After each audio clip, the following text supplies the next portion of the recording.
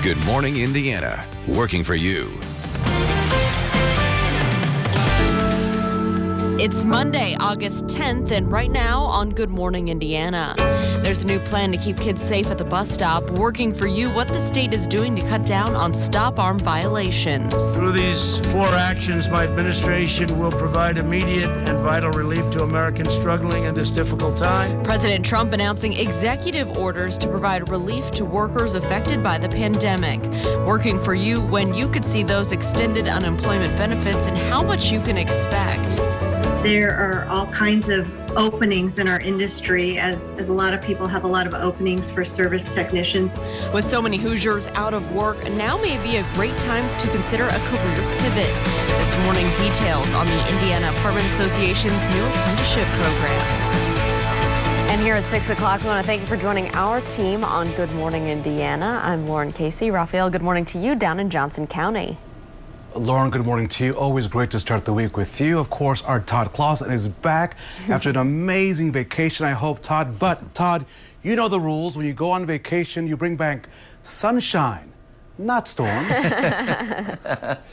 There will be some sunshine mixed in here, Raphael, throughout the day today. Some hazy sunshine, but with all that said, there will be the chance of some storms. It's actually been a pretty active morning for us across parts of the area. Take a look at Storm Team 6 radar, and we're starting to see more storms flare up here at the 6 o'clock hour. Now, all morning long, the heaviest of the storm action has continued to be here in northern locations. You can see all the lightning and the heavy rain stretching from just north of Sheridan now back towards Delphi into the Kokomo area. I just stuck my head outside my front door in Marion County looking to the north, and I could see all that lightning, and then off to the east I could see stars. So it just really depends where you are. Some heavier downpours in Hendricks County now, pushing into the Traders Point area there in Marion County, just north of Speedway.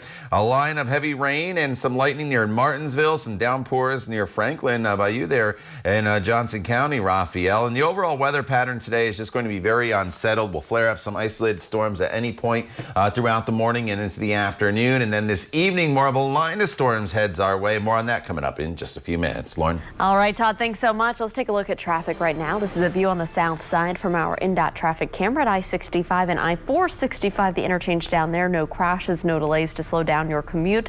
Right now around the metro area, things are smooth sailing. Developing this morning, Avon High School students will transition to e-learning. This starts Tuesday.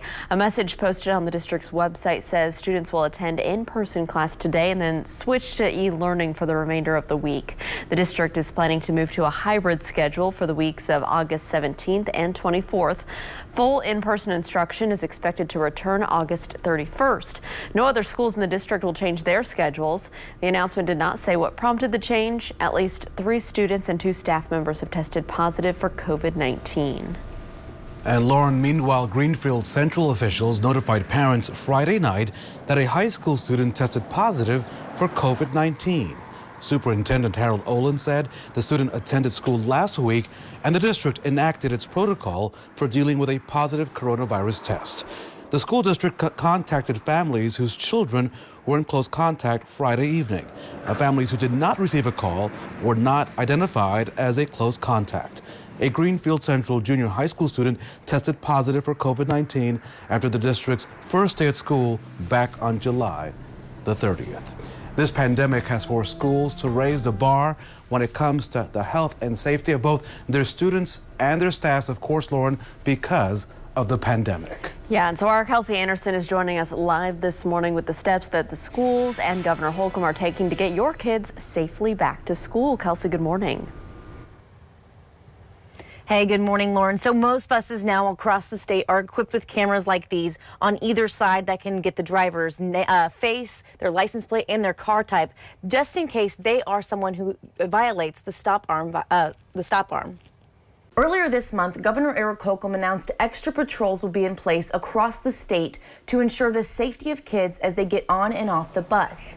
I spoke to Derek Shelton at Mount Vernon School Corporation, and he tells me last school year they had 32 stop arm violations. Luckily, no one was hurt, but he says he's glad he has a good relationship with the local police departments, and the governor has ordered extra patrols.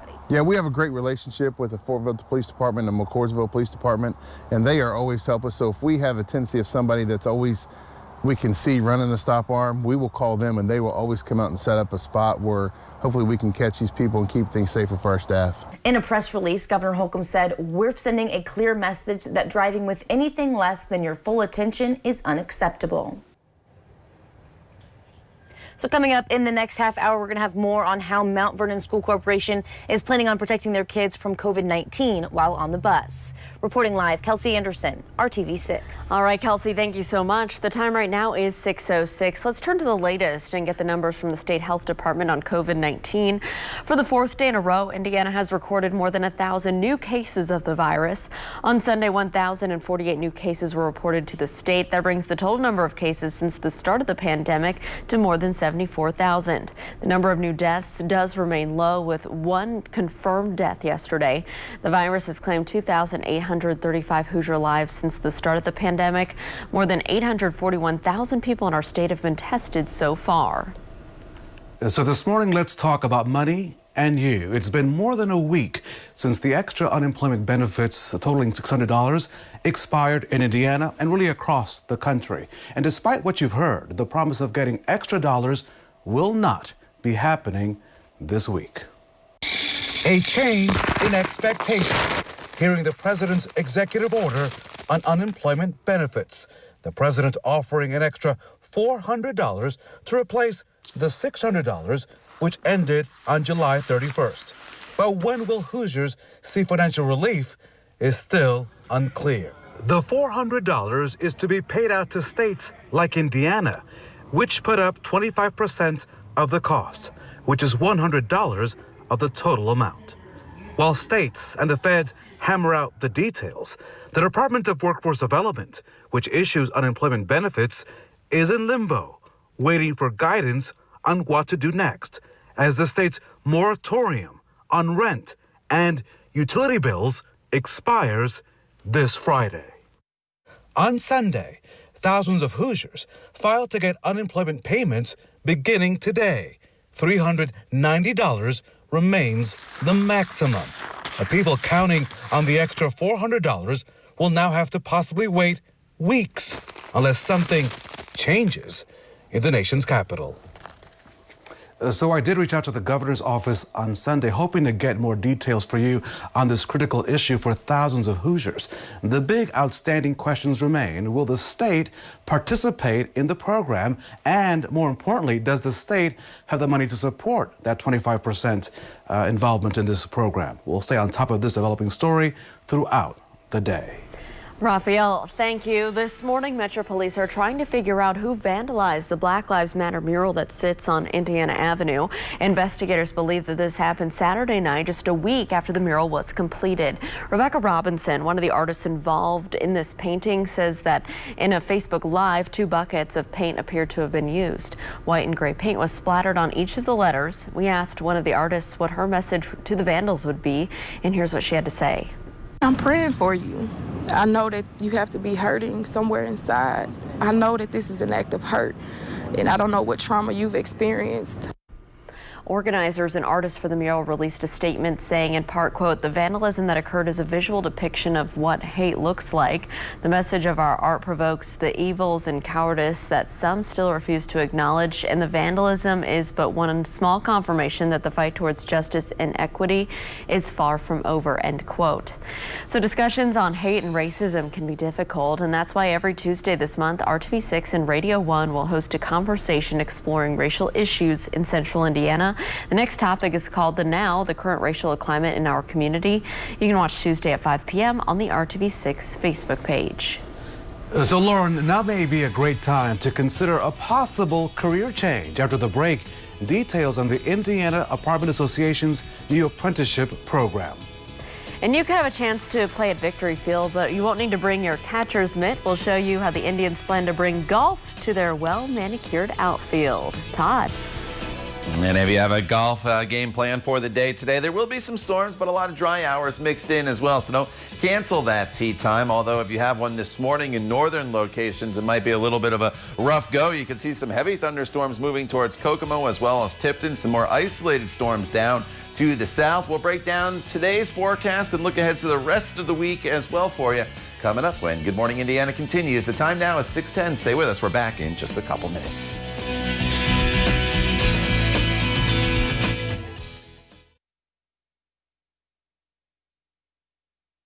Welcome back to Good Morning Indiana. Our Hiring Hoosiers initiative works to keep you up to date on training opportunities that could lead to a better career. And so, Raphael, one industry that's still looking for workers at this time is the multifamily industry. And the Indiana Apartment Association is launching a new apprenticeship program to help give you the skills you need to become a service technician. When we started this program and the whole training, the world was very different. So we hope we will be able to find even more people to train now that the unemployment rate is so high. An initiative to get more skilled workers in their industry during a time of high employment in our state has taken a turn in the recent months as more and more Hoosiers find themselves without a job.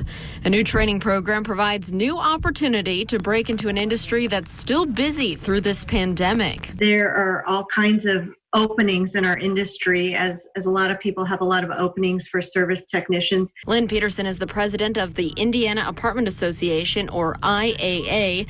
The association represents owners and managers of more than 250,000 apartment units statewide. And through these uncertain times, she tells me they still plan to launch this IAA Career Pathways Service Technician program. Training is free. They'll learn the basics of plumbing, electrical, fair housing, and more. Then the candidates are paired with an on-site member for this paid internship with a goal to be hired at the end. So this is a couple-year process, but all the while they will be gainfully employed. The program has been requested by IAA members looking to fill positions in this field. Perfect candidate would have a high school education or equivalent. They obviously are not interested maybe in going into college. They like working with their hands. And for people like David Creek, the opportunity to advance in your career is a big perk of his job. I started out as a part-time groundsman, and within 5 years, I was running my own property. I was running my own 160-unit property. David is now the director of maintenance for Hayes Gibson Property Management. So the growth is there. The growth is what you choose it to be. In the early years of the career, there's going to be a lot of learning that's going to take place. One of the biggest things that I can say is I love the hands-on, because to me, I'm okay with reading about it in a book, but I want to get my hands on. I want to get my hands dirty. He says a typical day on the job is busy but interesting. Tell you, some of the challenges is we, as maintenance people, have to wear different types of hats. We got to wear a plumbing hat. We got to wear a electrical hat. But the satisfaction of helping people makes it all worthwhile. I don't have to sit at a desk all day long. I can get out there and I run into so many different things, which makes it amazing. When you get something fixed, it's the satisfaction that you got it accomplished. So to apply for this program, you can just head to our website, hiringhoosiers.com. Just click on this story. There we have a link to that online application. The deadline to apply is September 7th. The program starts on the 14th. Okay, the time is 6:16. We have an active radar this morning, so let's check in with Todd Clausen. Yeah, we've been dealing with these heavy downpours, Lauren, across the area, and many of you have been dealing with what is now a prolonged period of thunder and lightning in your area. Although we haven't had any severe weather, that's the good news. But for those of you in northern locations, these storms have just really been slowly moving off towards the east. Look at all that lightning just now to the west of Kokomo, down towards Tipton, and then through the Frankfort area. But that's a tremendous amount of lightning in a pretty short period of times. The brighter white lightning bolts you see there, those are ones that have occurred in the last 3 or 4 minutes. The grayer ones within the last 15 minutes. We slide down to the south in Brownsburg. Some lightning now as well. There's a heavier downpour just to the south of downtown Indianapolis right now as you work your way right across the south split there. And then as you work your way over towards the Brownsburg area, that is going to be moving towards downtown Indianapolis here throughout the course of the next 15 minutes or so. So we'll storm track that for you through the metro area. And they're moving pretty quickly here in this area. But Speedway, 6:23, so that's within the next couple minutes. Downtown Indianapolis just past the bottom of the hour. And then around 6:50 in Fishers, you'll start to get into some of the heavier rainfall. Likely you'll see some rain before that real heavy rain moves in. Line of storms now through Martinsville, pushing towards Morgantown. This is heading into Johnson County. And then as we go a little further down to the south, there's a heavier downpour near Seymour. You look off towards the west and you notice in Illinois, pretty unsettled. These storms flared up pretty quickly. They're pushing towards Indiana. Outside of where the downpours are, those skies are actually partly cloudy. So it's one of those days where you'll have the sunshine, the storms will move through, then you get back into maybe some storm action throughout the afternoon hours. Temperatures are in the 60s and 70s. And as we go throughout the course of the day, we'll keep scattered storms in the forecast off and on throughout really the entire day going forward. Now, as we go over to TrueCast, you can see that as we work our way throughout the day, it's just showing that spot storm or two throughout the afternoon hours. But once we get to the evening hours, more of a line of storms comes through. So throughout the afternoon, there are rain chances. They're spotty in nature. So if you do have outdoor plans, you do need to be weather aware. And then this evening between, I would say, 6 and 10 p.m., that line of storms makes its way through the area. Your high today is up to 86 degrees. We'll keep storms in the forecast off and on throughout the entire week with temperatures pretty much holding steady in the low to mid 80s. Lauren? All right, Todd, thank you so much. Well, our recent stretch of nicer weather would have been perfect for some baseball. But the Indian season, as we know, Rafael, got wiped out by the pandemic. But don't you worry, that pristine grass at Victory Field will be used for something really unique later this month. Our Brad Brown has this morning's Sports Extra Spotlight. The rest of the summer will pass without any more baseball at Victory Field. But soon the crack of the bat will be replaced by a different sound. We've got, we think, the best greens in the city out there on our field, and we thought if our crew could trim them down even tighter than they normally do for a baseball game and put some flags and some cups out there, we could create a pretty cool experience out here for everybody. The Indians are getting set to host the Lynx at Victory Field, a 9-hole course that's something like mini golf for big kids. This year, no Indians games. It opened up a whole new canvas of opportunities, a time where you don't really need to worry about the damage that you're doing to the field nearly as much as you normally do, time where you don't feel like you're stuck between 8 days where the team is on the road and you have to get everything piled into there. 9 tee boxes will be set up all around the stadium. It starts with the first just beyond the left field lawn, works around to the right field corner and grandstands, and finishes up behind home plate in the new Elements Financial club level. We wanted to try to create as immersive of a fan experience as we could. So the 9 tee boxes take you all the way around a 360 panorama of Victory Field. So you get every angle of the ballpark and of downtown in your background. To transform the ballpark into a golf course for a weekend is exciting. It's something different, something new, and this is 2020, so we're used to nothing being normal this year. Joey Stevenson and the award-winning Indians grounds crew will be mowing 9 greens into their outfield and infield grass. Holes will be placed to create a challenging but fun course, with holes ranging from just 50 yards to 140. So normally we mow at about 1 inch. Our greens will probably get down to about a 1/2 inch just to give that contrast. And we'll set the holes and probably paint a few bunkers out there and some hazards and maybe a couple other surprises before the fans arrive, and hopefully it's an enjoyable experience.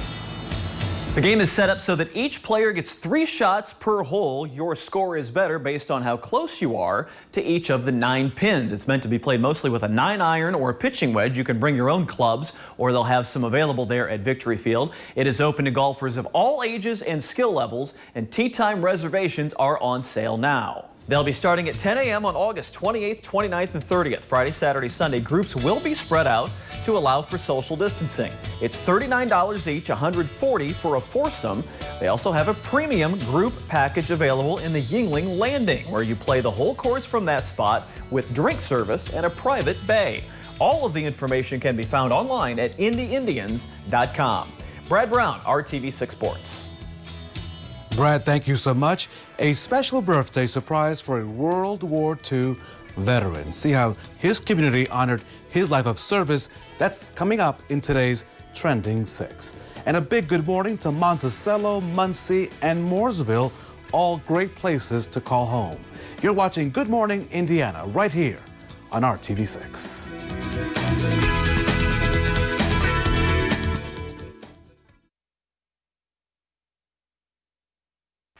Welcome back. The time right now is 6:25 here on Good Morning Indiana. Raphael, it's time to talk about what is trending at 6. So on a Monday, it's always great to start the week with a hero. So let me take you to the Garden State of New Jersey, where a dad is being hailed as a hero for saving his daughter after a tree fell on their home. You see, Greg Ramirez was riding out Tropical Storm Isaias with his family last week. Now, after getting his son to safety, he turned to search for his 7-year-old daughter, Mia, but all he could see was a pile of rubble. The house had collapsed around them, as you can see. Now, as he searched throughout the debris, he thought the worst. But then, here's the good news.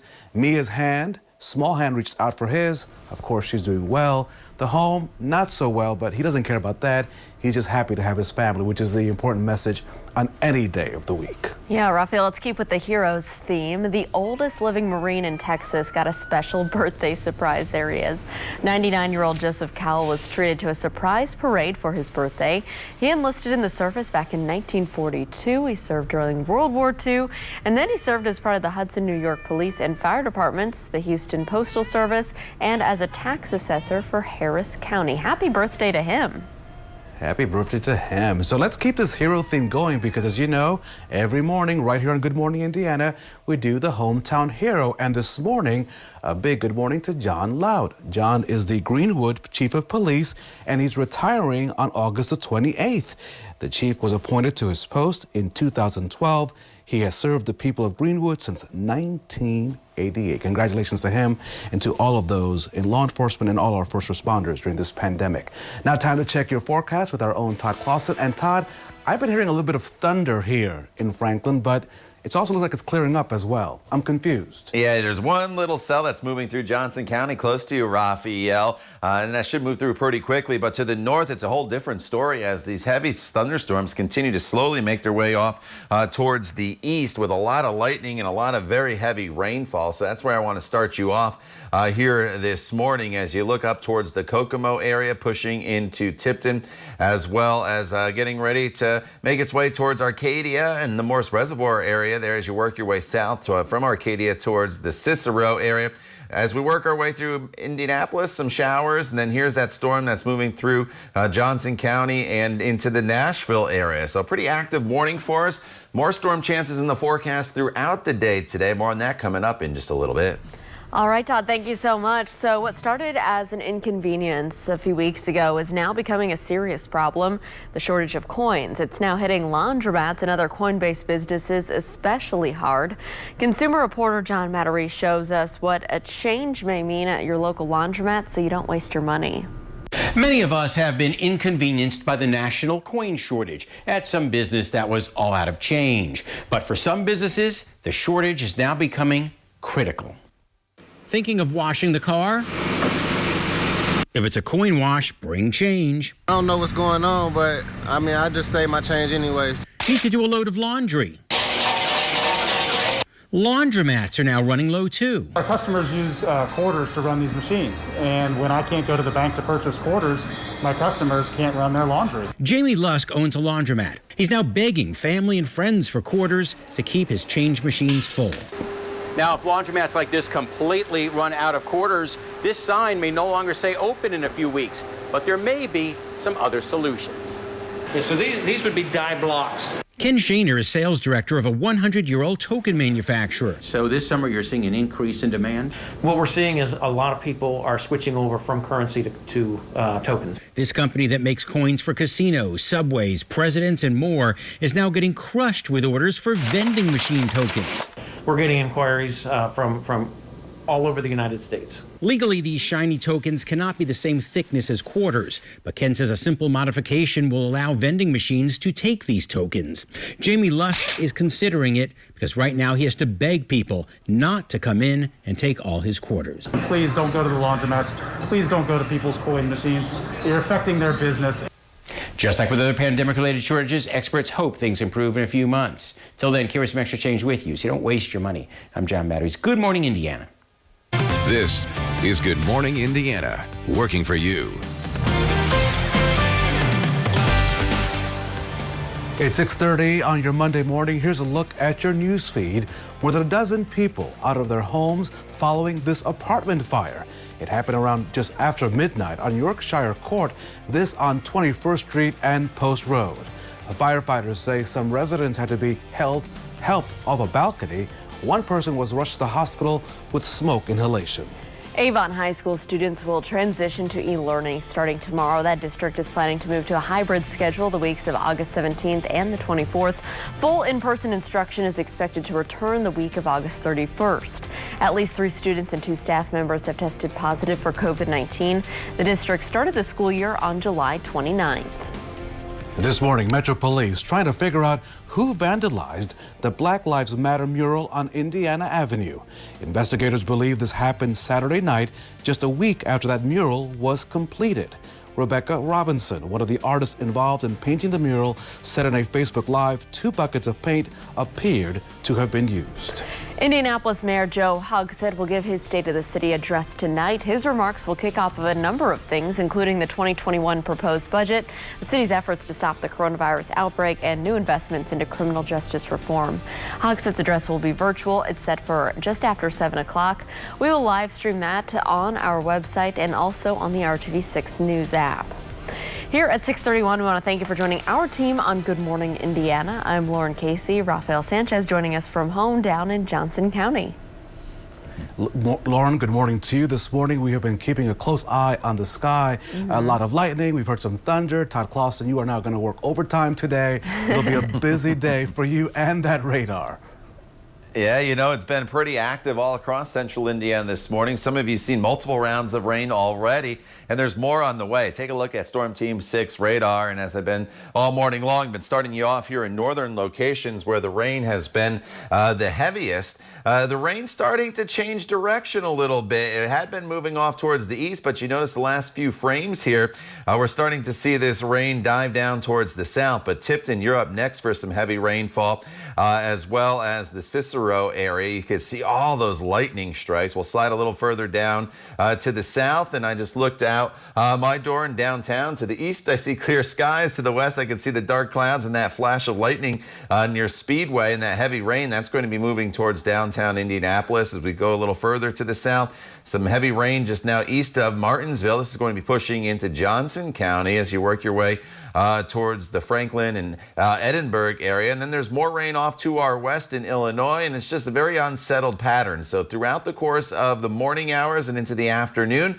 we'll just deal with some spotty downpours here and there. But then this evening, more of a line of storms comes through. We'll talk more about this for you in just a few minutes. Lauren. Todd, thank you. Let's take a look at traffic right now as you're heading out on the roads. This is I-70 westbound near Midhofer Road, an area where we have some long-term construction, but you can see those orange barrels are pulled off the travel lane, and traffic is moving along up to speed, both eastbound and westbound. Just be aware of some wet roads or some storms and lightning as you're heading out there. Just heard a little rumble of thunder here from our studios downtown, so keep that in mind. Other than that, traffic is traveling up to speed for your Monday morning commute. Raphael.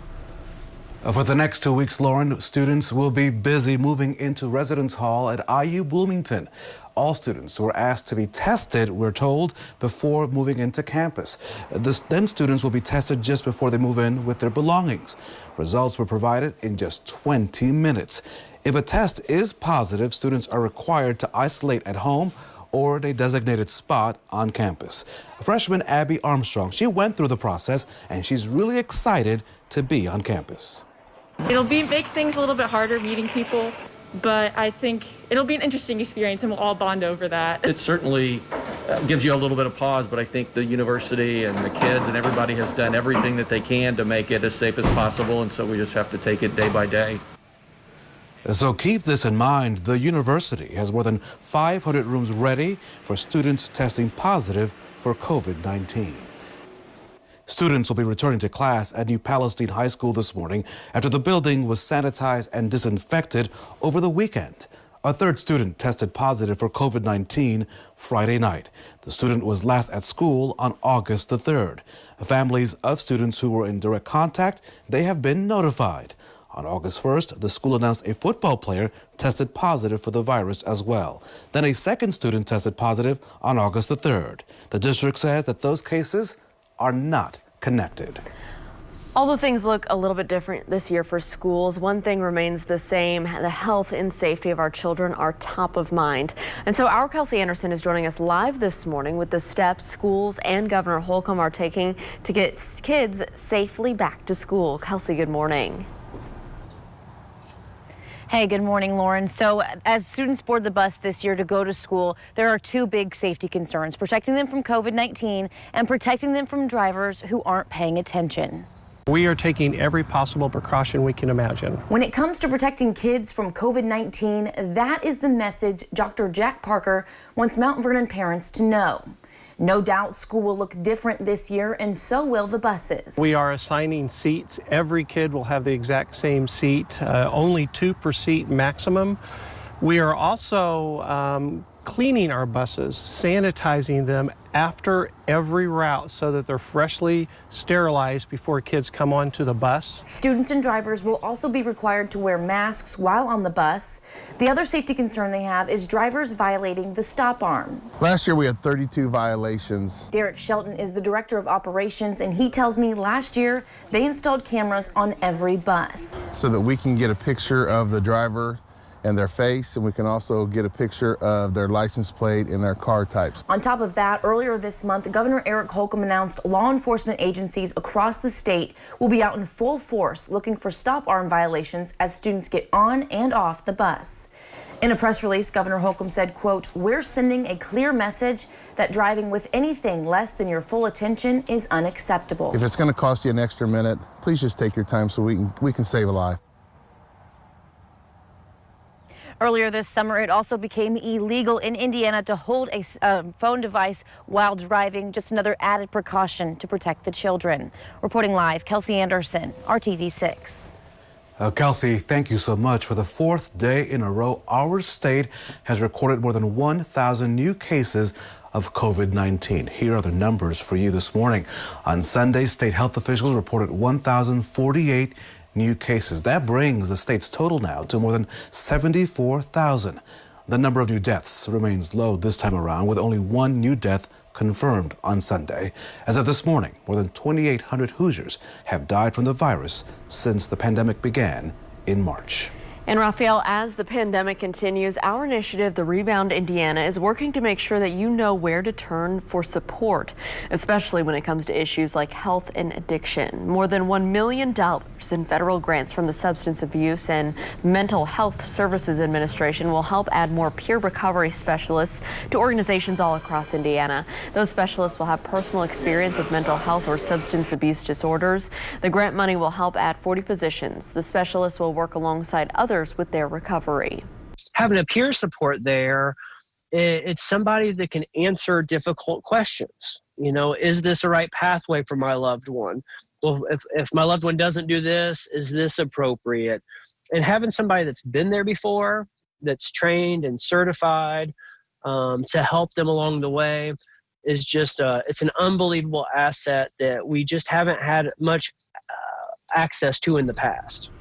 Governor Holcomb says expanding peer recovery options is essential to support those with mental health issues and substance use disorders. If you'd like to learn more or to connect to resources, you can just go to theindychannel.com/rebound. So new equipment swiped from a Westside Youth Sports Leagues. This morning, how the efforts to get their equipment back is gaining national attention. Plus, the cleanup continues from a massive explosion in Beirut. Still ahead, how the U.S. is helping thousands of residents impacted by this blast. It's 6:39. Stick around. We'll be right back.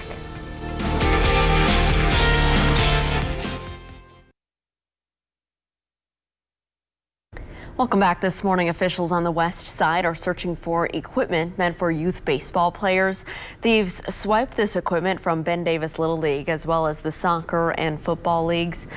The leaders with the program say that this happened sometime Friday night at the Wayne Sports Park on West 21st Street and Girls School Road. They say someone broke into their storage facilities. According to the baseball program, they took bats and new catcher's equipment that was just purchased this year. Leaders say this is upsetting because the thieves are stealing directly from kids in their community. We put in a lot of effort to make sure that these kids have a season, and we're trying to get back to a little bit of normalcy with COVID-19 happening. we're finally ready to roll, and this happened. So it's very disappointing, very disheartening. Just having equipment, the equipment can cost $150 per set of equipment. So for them to take that, you know, a lot of the children don't have that money to be able to bring their own equipment. So we provide that for them. So it's a direct hit to them. After learning the news, a Wayne Township teacher started a GoFundMe page to help raise money to replace some of the equipment. Within just hours, they surpassed their goal thanks to more than 50 donations, including a large donation of $3,730 from ESPN commentator Kirk Herbstreit. If you know anything about this theft, please call Crime Stoppers. In our Democracy 2020 coverage, Democratic presidential candidate Joe Biden expected to announce his pick for vice president sometime this week. It is set to be a historic announcement, whomever he picks, with Senators Kamala Harris and former National Security Advisor Susan Rice seen as the top two candidates. This morning, both say if asked to be Biden's running mate, that they jump on board. Obviously, I'd be honored to serve with Joe. I will support wholeheartedly whoever he chooses to be his vice presidential running mate. Now, either pick would be a first for the nation as the first African-American woman to run for vice president. It is 6:43 this morning. President Trump says the U.S. has sent help to Lebanon following a massive explosion in Beirut last week. The president says the U.S. has 3 planes in Lebanon with most with medical equipment. On Sunday, the president joined international leaders in a teleconference to bring emergency aid to Lebanon. The president says that more aid from the U.S. and other countries is on the way. The ammonium nitrate explosion there killed at least 160 people and injured 6,000. So, Lauren, have you heard about this? This morning, Amazon reportedly has a plan to possibly bring back people to some struggling malls across the country. There are 4 players in this plan: Amazon, Simon Balls, based out of Indianapolis, JCPenney's, and Sears. The plan is to turn the sputtering stores into Amazon fulfillment centers. The Wall Street Journal reports talks have been going on since before the pandemic. The move could evolve same-day pickup as well as delivery services. A lot of racing will take place in the Hoosier State over the next couple of weeks. After the break, the historic event getting a last-second lifeline. Todd. And it's an active morning here across central Indiana. Many of you waking up to some thunder across the area and also some very heavy rainfall as this broken line of showers and storms makes its way from west to east across the area, including some heavy rainfall just now making its way back into the metro area. We'll talk about our rain chances not only for this morning, but for the rest of the day as well, coming up in your Storm Team 6 forecast when Good Morning Indiana continues right here on RTV 6.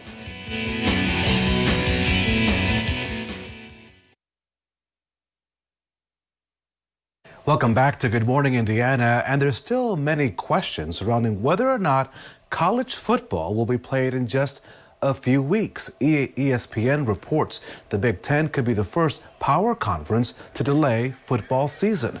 Big Ten presidents met on Saturday to discuss the upcoming season. According to ESPN, the majority of big presidents in the Big Ten are in favor of postponing the season. We'll keep on top of this and let you know what they decide to do. Lauren? In Raphael, this morning, street signs are pointing Hoosiers to the excitement surrounding the Indy 500. The signs feature driver names like Herta Drive, Alonzo Avenue, and Daly Drive. These street signs are a feature that drivers in Indianapolis typically see in the month of May. And you'll be able to hear cars rolling around the historic Oval at 16th and Georgetown soon, starting Wednesday. The veterans will take to the Oval for their first practice at 11 a.m. It'll be followed by rookie orientation. Everyone will take to the track at 3 p.m. Additional practices will be held Thursday through Friday, qualifying set for Saturday. And the Fast 9 will take you to the track for pole day Sunday afternoon. Our day first and Brad Brown will take you inside the unusual August at the Indy 500. Just set your DVR for this Thursday evening at 7:30 for our first Trackside 6 report. Now to more racing news, this time on the dirt track. On Sunday, USAC announcing the return of the Hoosier 100 at the Indiana State Fairgrounds on August 23rd. Last year, it was announced that the race would not return to the fairgrounds track. That's because the fairgrounds officials were planning to convert this dirt track into a stone track. Well, that work had to be put on hold due to the COVID-19 pandemic, and that allowed the race to return this year. The Hoosier 100 dates back to 1953. Turning now to the baseball diamond, an exciting night for a pro baseball player with roots right here in Indiana. Let's take you to the 9th inning of last night's game between the Diamondbacks and the Padres in San Diego. A former Indiana State Sycamore, Andy Young, up to bat for the Diamondbacks. And take a look as he hits his first Major League home run, as you saw there. This is Young's first week in the Major Leagues. Congratulations to him. But get this, there's more. The Padres pitcher who gave up that home run, Matt Strom, is from the same North Dakota town as Young. After the game, Strom made sure Young got to keep the ball from his first home run. What an exciting time for those two players. Todd, hearing a lot of thunder rolling through Johnson County for the past hour. It is getting louder in the last few minutes, but it's an active day here in central Indiana.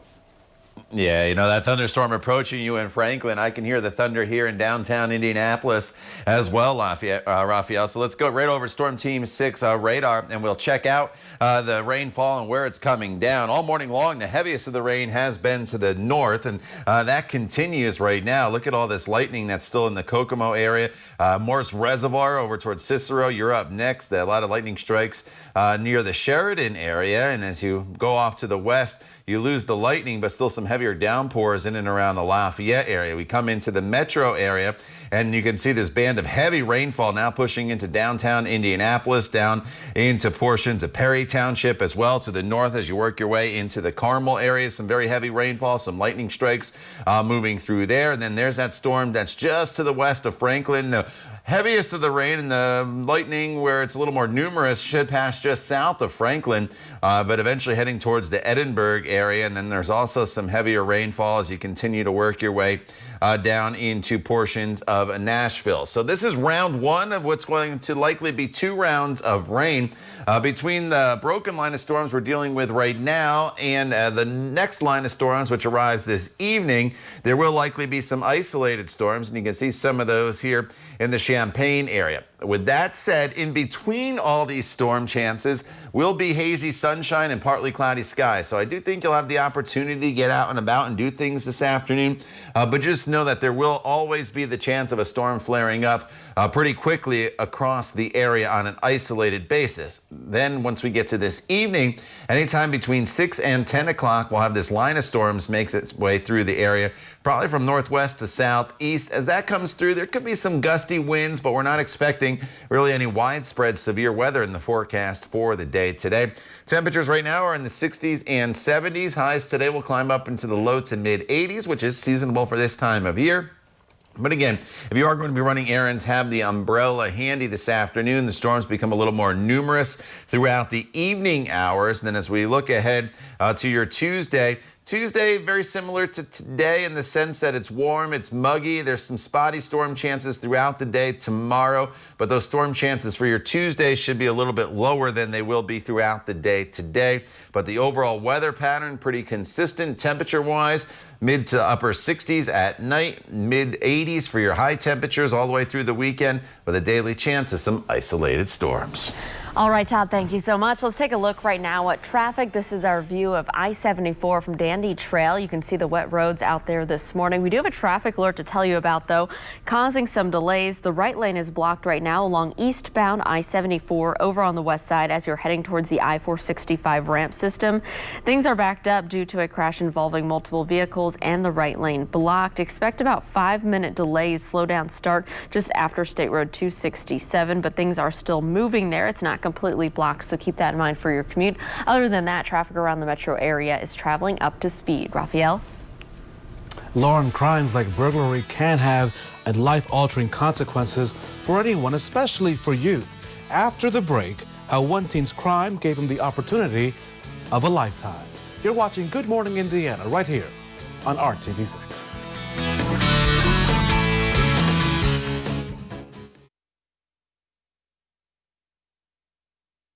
Welcome back. A 12-year-old in Wichita, Kansas broke into a man's car in Raphael. He stole thousands of dollars worth of items.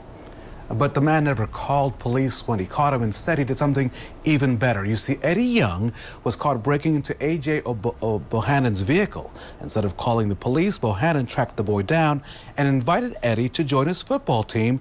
Coach Bohannon says he thinks this was all a blessing in disguise. A lot of good people out there. Todd Clausen, right now as we check your forecast, a big downpour and thunder right now here in Franklin. Yeah, and that's the case across much of central Indiana. Raphael here this morning. Nothing severe out there, but some heavy rainfall and quite a bit of lightning. A lot of this just north of Indianapolis, although some lightning, as Raphael mentioned, in Johnson County as well as in the metro area. Keep the umbrella handy throughout the day. Todd, thanks, and we're back in 25 minutes. Have a great Monday.